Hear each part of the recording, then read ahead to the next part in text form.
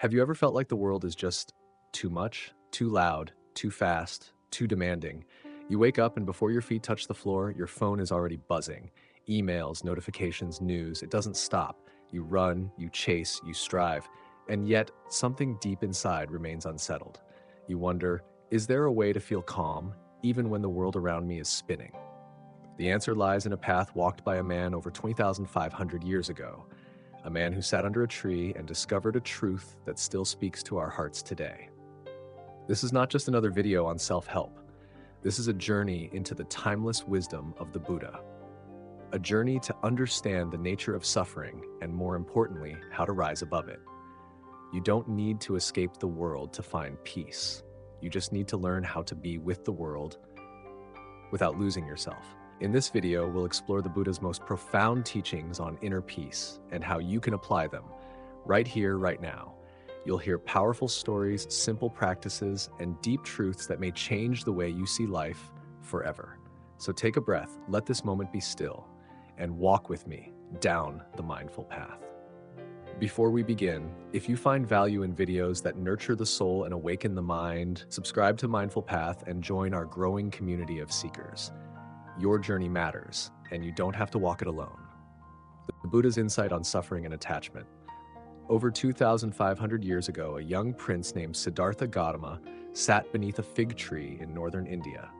He had left behind his royal life in search of something deeper, something beyond wealth, status, and fleeting pleasures. He wasn't seeking a god. He wasn't chasing power. He was searching for the root of human suffering. And after years of meditation, hardship, and reflection, Siddhartha awakened.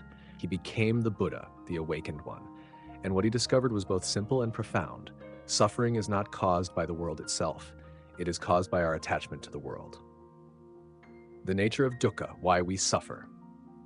The Buddha called it dukkha, a Pali word that means suffering, dissatisfaction, or unease. He explained that dukkha is a part of life. We suffer when things don't go our way. We suffer when they do go our way because we fear losing them. We suffer when we don't get what we want, and we suffer when we do get it because it never lasts. We are caught in a cycle of grasping and resisting, of craving and avoiding.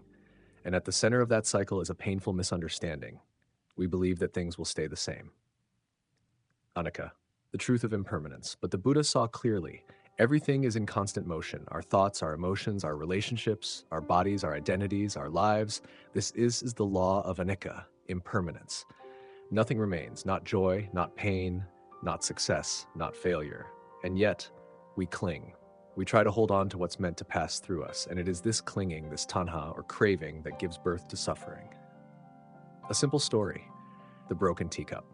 There's an old Zen story about a monk and a teacup. One day, a student noticed the monk using a beautiful porcelain cup. "Master," he asked, "why do you use that cup every day? Aren't you afraid it might break?" The monk smiled.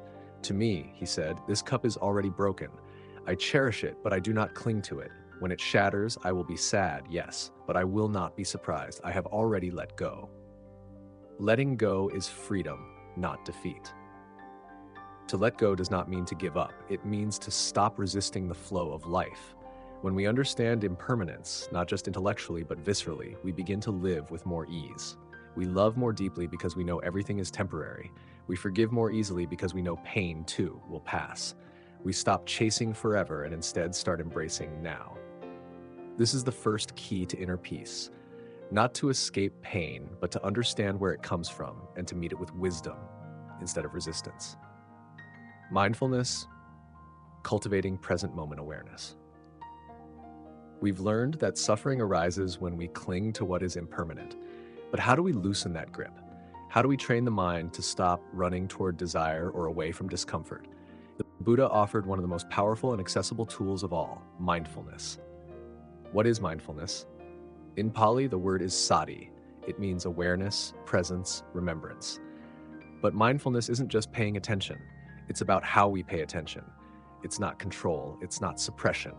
Mindfulness is the gentle, loving observation of what is happening inside and outside of us without judgment. Storytime, the whisper of the bell. A young novice once asked his teacher, "Master, I keep getting lost in thought while meditating. I feel like I'm failing." The master smiled and pointed to the meditation bell. Every time the bell rings, Let it be a whisper to return, not a punishment for wandering. The boy listened, and every time his mind drifted, he simply came back, again and again. This is mindfulness, not perfection, but return. The observer within, you are not your thoughts. When we are mindful, we begin to see something extraordinary. We are not our thoughts. We are not our anger. We are not our fear. These are experiences, but they do not define us. They are like weather, passing through the sky of our awareness. With mindfulness, we become the sky, not the storm. Simple practices to begin today. You don't need a monastery. You don't need hours of silence. You only need one breath and a willingness to pause. Try these practices. 1. Breath awareness. Sit. Close your eyes. Follow the inhale. Follow the exhale. When the mind wanders, because it will, gently bring it back. 1 breath at a time. Okay. 2. Walking meditation. Take a slow walk. Feel your foot meet the ground. Be aware of each step. Walk not to get somewhere, but to be here. 3. Mindful eating. Pick up your food. Notice its color, its texture. Smell it. Taste it. Not out of ritual, but out of reverence. Let the act of eating be a meditation. A story of transformation. Sarah's panic. Sarah was a young woman I once met on retreat. She struggled with anxiety, constant racing thoughts, fear of failure, social overwhelm. She had tried everything. Medications, distractions, therapy. But still, the panic attacks came. Then she discovered mindfulness. Not instantly, but gradually, she began to notice her triggers. She saw the wave of anxiety rising, and instead of running, she breathed into it. I stopped fighting the panic, she told me. And when I stopped fighting, it stopped winning. That's the power of mindful presence. It doesn't make life perfect. It makes us brave enough to meet it. Mindfulness is a homecoming. We spend so much of our lives elsewhere, lost in yesterday's regret, caught in tomorrow's worry. But peace only lives in this moment, this breath, this step, this stillness. Mindfulness is how we come home to ourselves, again and again. You are not your thoughts. You are the awareness behind them. Practical steps for cultivating inner peace. Understanding suffering and cultivating mindfulness are powerful foundations, but knowledge alone is not transformation. The Buddha was not a philosopher locked in ideas. He was a guide who showed us how to practice peace, not just think about it. The path to inner peace doesn't require grand gestures. It begins with small, consistent choices. In this section, we'll explore 3 transformative practices that bring peace from the abstract into the deeply personal: meditation, gratitude, and compassion. 1. Meditation, returning to the stillness within. Meditation is not an escape from the world. It is a return to yourself. It's the practice of sitting with the breath, with your thoughts, with your sensations, without running, without judging, without fixing. With time, you begin to see clearly. The fog of emotions settles, and you realize you are not broken. You are simply clouded. Story: Daniel and the Storm. Daniel was a war veteran haunted by trauma and sleepless nights. He came to a meditation retreat not expecting much, but one afternoon, as the rain fell, he sat in silence, just breathing.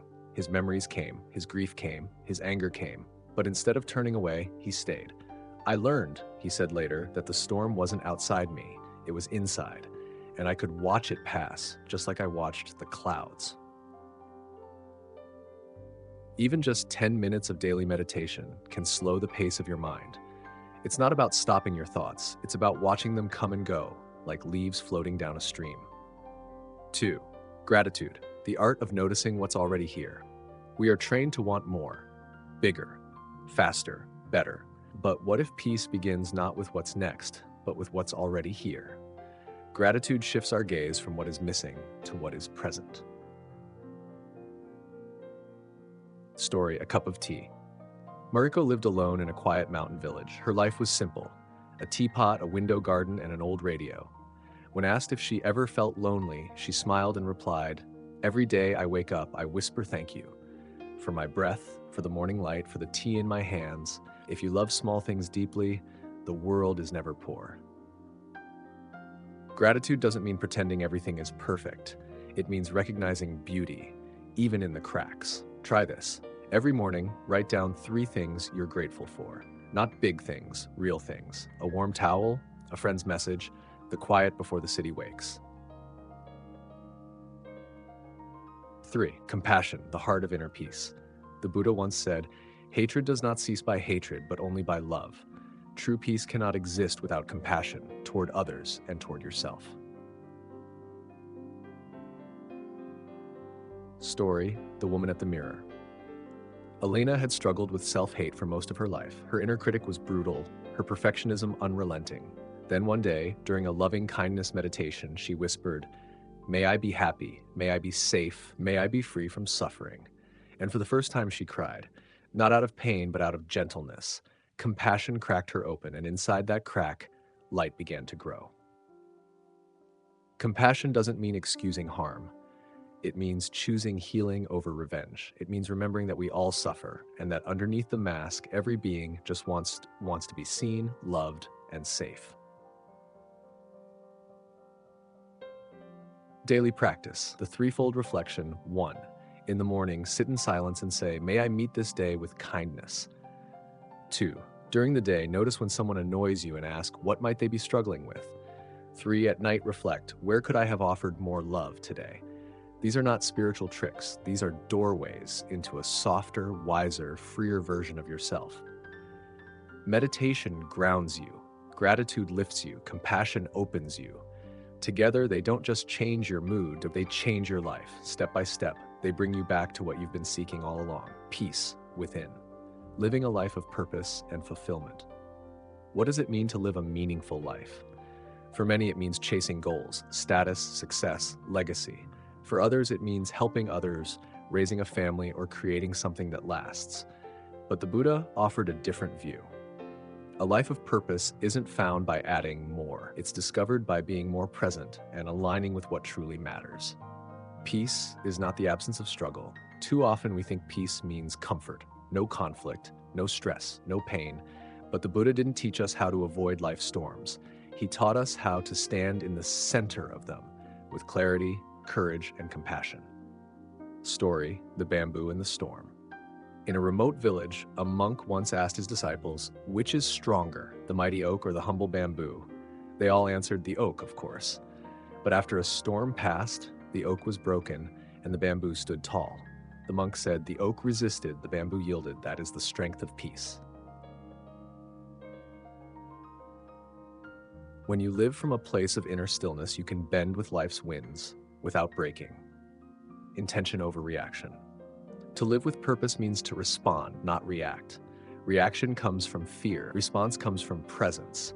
When we slow down, breathe, and act with awareness, even the smallest moment can become sacred. The fire within, aligning with what matters. A purposeful life doesn't require changing the world. It means showing up fully in your world with integrity.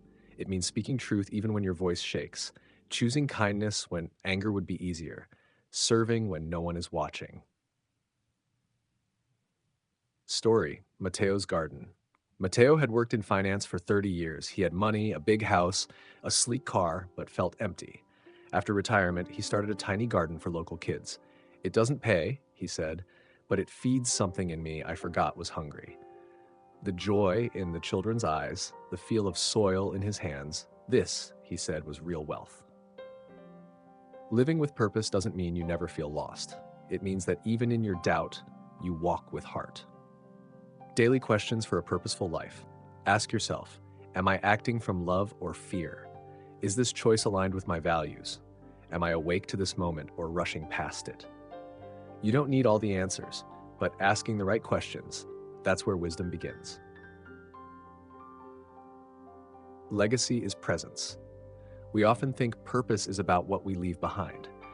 But what if your greatest impact is not a thing, but a presence? The way you listen, the way you hold space, the peace you carry into the room.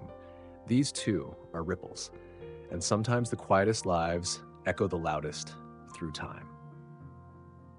Living with purpose doesn't require you to be fearless. It asks only that you be honest, open, and awake.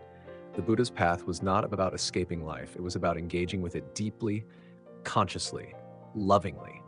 And in that engagement, you find not just peace, but meaning, not just happiness, but fulfillment. the peace that was always within. You've traveled far in this journey through the roots of suffering, the wisdom of mindfulness, the practices of meditation, gratitude, and compassion, and the deeper calling to live a life of purpose and presence. But now we return to the beginning, to the question that brought you here. How do I find peace in a world that feels so chaotic? It was never out there. The Buddha taught us that we look for peace in the wrong places, in people, in possessions, in praise. But peace was never hiding in the external world. It's not something to be earned. It's not something to be achieved. It's something to be remembered. It's in the stillness between two thoughts, in the breath you didn't notice, in the silence you avoided. It was always there, waiting. Realizations from the path. Let's remember what this path has revealed. Suffering comes from clinging to what will always change. Mindfulness anchors us to what is real now. Meditation calms the noise and brings clarity. Gratitude rewires the heart to see what we already have. Compassion softens the edges of a hardened world. Purpose arises not from ambition, but from alignment, from living in tune with your truth. A final story, the empty room. There is a story about a student who asked the Buddha, "What have you gained through all your meditation?" The Buddha smiled gently and replied, "Nothing."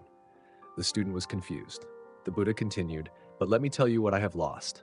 Anger, anxiety, fear of death, the need to be right, the need to control, the illusion of a separate self." This is what the path gives us, not by adding more, but by letting go. A personal invitation. As you step away from this video, I invite you not to rush back to noise, but to take one breath, just one, and feel it from start to finish. Let that breath remind you, you are here, you are whole, and no matter what happens next, this moment is enough. You are enough. The peace you are searching for is the awareness that is searching. Thank you for walking this path with me. If this message resonated with your heart, share it with someone you love. And if you feel called to explore deeper truths, subscribe to Mindful Path. Let's keep growing together, gently, mindfully.